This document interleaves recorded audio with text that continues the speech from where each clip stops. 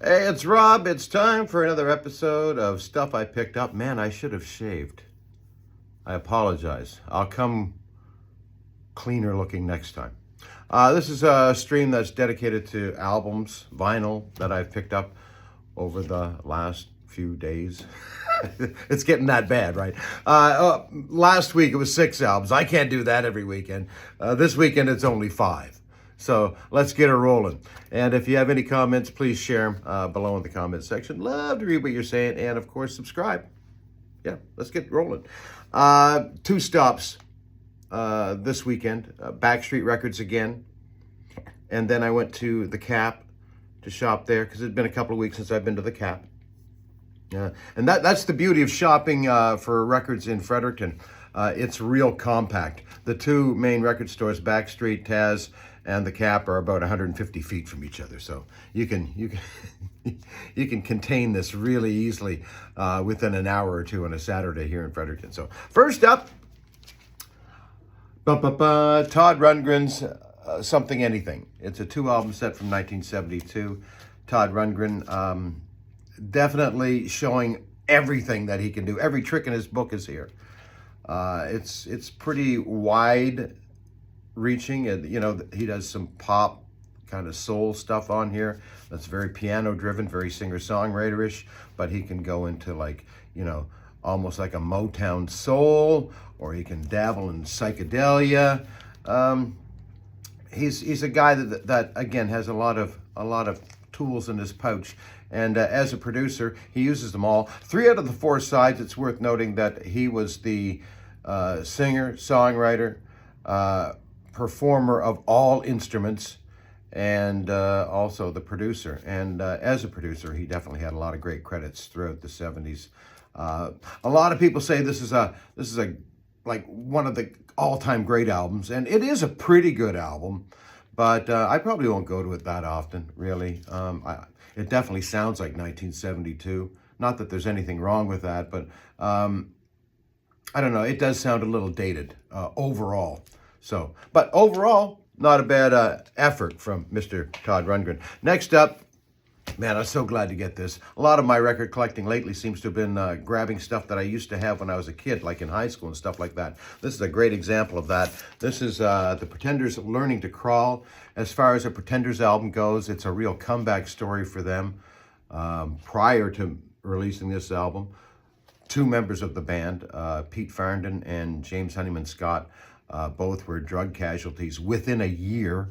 So that left Chrissie Hynde and Martin Chambers here to kind of pick up the pieces, and they got some great players, including Robbie McIntosh on guitar, who now here's the fun thing about music. I'm always learning, and forever I was crediting Robbie McIntosh with all the great guitar parts on this album, and there are so many. One of my favorites is Back in the Chain Gang. A little deeper reading tells me that that's not Robbie McIntosh on Back in the Chain Gang. That's Billy Bremner from Rockpile, who was, again, one of Chrissie Hynde's friends who stepped in to help the band when, they're up against the ropes. So Learning to Crawl is a great comeback album. It's great stuff on here. Middle of the road, as I mentioned, Back in the Chain Gang. I just love Show Me, which is a real sweet song that she wrote to her newborn child back in the early 80s, Chrissie Hynde. Thin Line Between Love and Hate is just a rewrite of some fine Motown soul. And 2,000 Miles, the Christmas song, which I didn't even realize was a Christmas song until I started working in radio. But it's one of those Christmas songs that sounds great all year long. One thing I will mention about this record, and it's very indicative of a lot of records from the 80s, you hear about 180-gram vinyl these days. I think this would be lucky to be 80-gram. Pretty flimsy little record, but classic nonetheless. And this one's in really good shape, so I was glad to bring it home. That's the Pretenders and Learning to Crawl from Backstreet. Next up, I went down to the Cap and see what they had. And I, again, in keeping with the same sort of motivation, acquiring a lot of those things I used to have when I was younger. This is actually from roughly about the same era as the Pretenders Learning to Crawl. This is INXS's The Swing. It's probably my first album of theirs that I actually really liked. The big single was Original Sin, which is a fantastic song. produced by Nile Rodgers from Chic, but so it's got that funk sound. Actually, funk is all over this record, or at least you know, a white funk for sure. But the INXS you know, brand really took off with this album here. To follow would be Listen Like Thieves, and of course the worldwide smash Kick, which is just fantastic. I'm looking for all three of those records, because and I used to have Kick not that long ago, but I got rid of it, and I don't know why I did that. Kick myself. But anyway, I'm looking for those other two INXS records too. Just saying, if you see them around. Pick this up. I thought it was a cool thing to have. This is the Jim Carroll Band, Catholic Boy. Jim Carroll is a poet. He's a musician. He's a writer. But actually, the poetry came first. He kind of is a bit of a New York scenester when New York had a really cool scene. And this album here is his debut album. It's got the classic People Who Died. Those are people who died. You know that one. Anyway, that's on here. It's basic rock and roll with some you know, streetwise poetry attached to it, and he's got that New York drawl, which is really quite pronounced on this. So you know, there's that. But it's a good album overall. But again, just to have the People Who Died on vinyl, it's nice to have.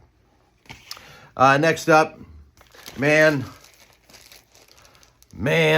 I think I'm done buying Alex Chilton records. I think I am. I love Alex Chilton, but he don't love me. Alex has made some amazing music over his career, in particular with Big Star, which I'm a huge fan of. His career post-Big Star has been interesting, but it's been a little all over the place, pretty hit or miss. This is a compilation. It's a 2-album set. Alex Chilton's Lost Decade, which I think they're referring to the 70s primarily. Some of this stuff is before Big Star, so it's kind of neat to hear that again. Some of them are his later 70s singles post Big Star, which again are kind of interesting. But if a Big Star, like pristine power pop record is what you're looking for, look elsewhere. The second side is his work as a producer. And he's produced some cool stuff over the years, like the Cramps. He did some demos for the Replacements, which is kind of where my attraction to him first came about.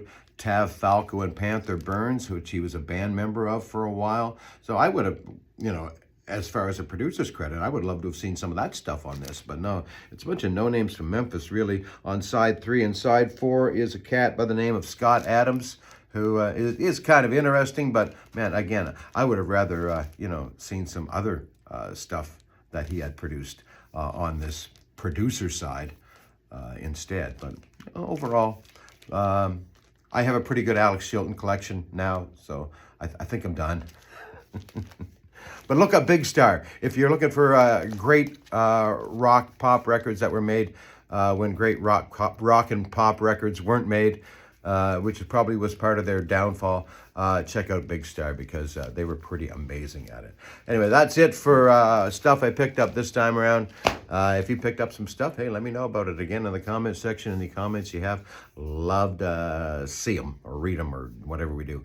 And I'll be back cleanly shaven next time. So till then, take care. We'll talk soon.